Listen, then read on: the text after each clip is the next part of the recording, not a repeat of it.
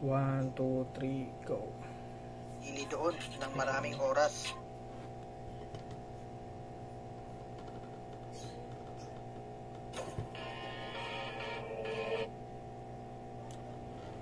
One, two, three, go.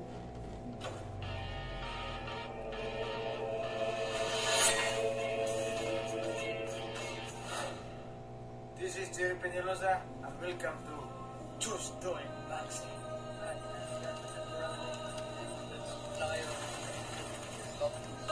Hi guys, this is Johan Goles and welcome back dito sa Josh Duel Boxing.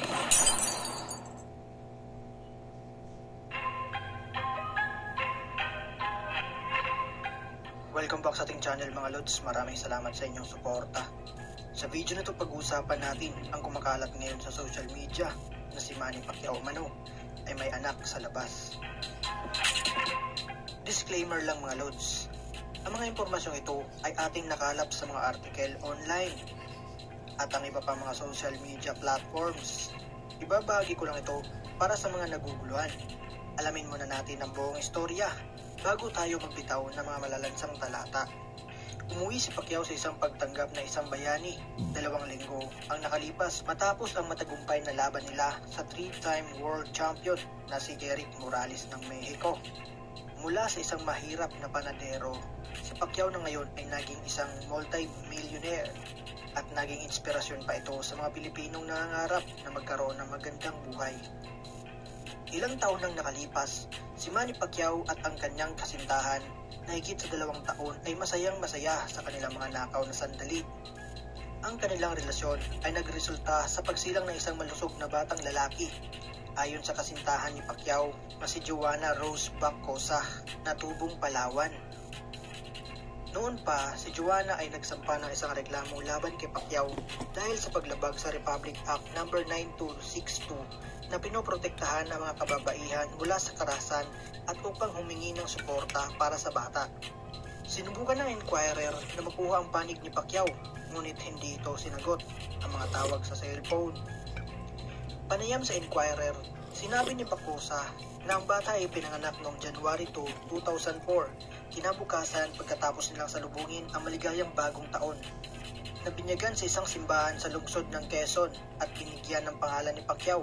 Pinakita niya ang mga katunayan, nagpakita siya ng mga legal na dokumento katulad ng mga birth certificate, pati na rin ang kanilang mga larawan sa mas masayang oras upang palakasin ang kanyang habol. Noong 2 taong gulang pa lang, ang bata na itago natin sa pangalang Boy. Wala pang kaalam-alam at nagkagulo sa silid ng isang gusali sa Tomas Morato Avenue sa lungsod ng Quezon kung saan ginanap ang panayam ng Inquirer at si Joanna Rose. Siya ay isang masigasig na batang lalaki. Kitang-kita sa mga kamay at kamao nito na malalaki. Wika nga ng iba ay may future nga daw umano ito sa larangan ng boxing.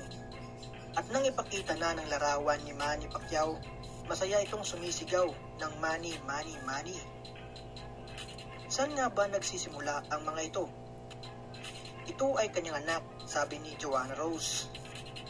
Isang produkto ng 2 taong nagmamahalan na nagsimula sa bilyaran at videoke bar ng Pan Pacific Hotel sa distrito ng Malati, Maynila.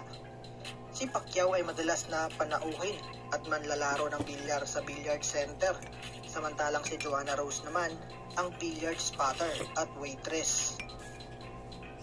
Si Joanna Rose at Pacquiao ay unang nagkita doon noong February 2003. Sa una, hindi alam ni Joanna Rose na si Manny Pacquiao ang megastar sa larangan ng boxing.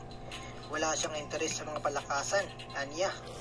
Halos gabi-gabi siya nandun, ngunit ang napansin niya ay bukod tanging si Pacquiao lamang ang tumatawag sa kanyang unang pangalan. Samantalang ang mga ibang lalaking customer ay simpleng pagtawag lang sa kanya ng Miss. Kaya't unti-unting nahulog ang loob ni Joanna Rose.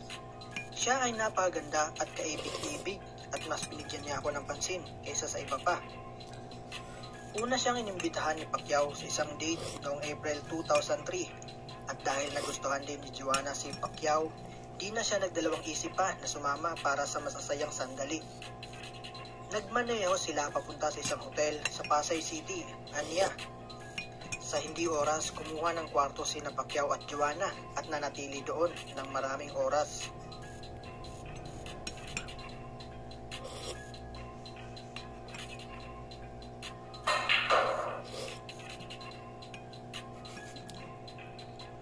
Bago umalis, sinubukan ni Pacquiao na bigyan siya ng pera, ngunit tinanggihan niya ito at sinabi sa kanya na hindi siya isang bayarang babae.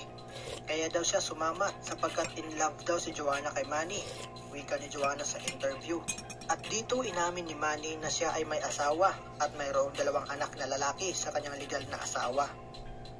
Matapos ang unang date, si Pacquiao ay madalas na nagtungo sa bilyaran at naging mas sweet ito sa kanya kaysa sa dati. Lumabas ulit sila at nag-check-in sa parehong hotel ng 2 beses at mas mahaba pa ang oras nito kaysa noong sa una. Sa parehong okasyon, nag-alok sa kanya si Pacquiao na ilang pera, ngunit sinabi ulit ni Joanna Rose at tinanggihan niya ito sa parehong dahilan, kaya siya sumama dito dahil sa pag-ibig at hindi dahil sa pera. Minsan ay tinatawagan siya ni Pacquiao at sinabing hindi niya siya makikita dahil nasa labas ng bansa ito at naghahanda para sa isang malaking laban. Medyo nalulumbay si Joanna Rose, anya. Noong May 2003, nalaman ni Joanna Rose na siya ay buntis. Nagbunga ang mga itinanim na binhi ni Manny. Nang sabihin niya kay Manny ang balita, lumitaw na masaya si Pacquiao. Ito ay tulad na kung saan siya ay isang first-timer na ama, sinabi ni Joanna Rose sa interview. Nang maglaon ay hiniling ni Manny sa kanya na tumigil na sa pagtatrabaho at lumipat sa ibang apartment upang malayo sa intriga, at sumang-ayon naman si Joanna. Noong November 2003, binigyan siya ni Manny ng 300,000 bilang regalo sa Pasko. Sa mga oras na ito, tinanggap niya ito dahil kailangan niya ng pambayad sa mga bayarin sa ospital. Noong January 2, 2004, ipinanganak niya ang batang lalaki na si Boy. Makalipas ang 3 linggo, si Pacquiao ay tila masaya nang makita niya ang itsura ng bata. Ngunit habang tumatagal ang panahon, unti-unti nang dumadalang ang pagbisita ni Manny. Noong November 2005, sinabi ni Joanna na nakakuha siya ng tawag mula kay Pacquiao at hinihiling sa kanya na magkita sila sa Cebu. Ang mga tiket ng mag-ina ay binigay ng kaibigan ni Pacquiao na si Joaquin Salud. Doon sa isang hotel sa Cebu, muling nagkita ang mag-ama. Pagkalipas ng maraming buwan, kitang-kita si Manny sa mismong picture dahil pumayag ito. Nakuhanan sila ng litrato. Ay, kuha ka sa ano. Matapos ang reaction ko. pagpupulong, binigyan ni Pacquiao si Joanna Rose ng pera Ulitin? para sa batang lalaki. Hindi niya alam na ito Bahala ang ka dyan. magiging huling pagkakataon na magkita-kita sila. Patuloy si Joanna Rose sa pagtawag sa kanya. Nagpadala siya ng mga text messages, humihingi ng suporta para sa bata.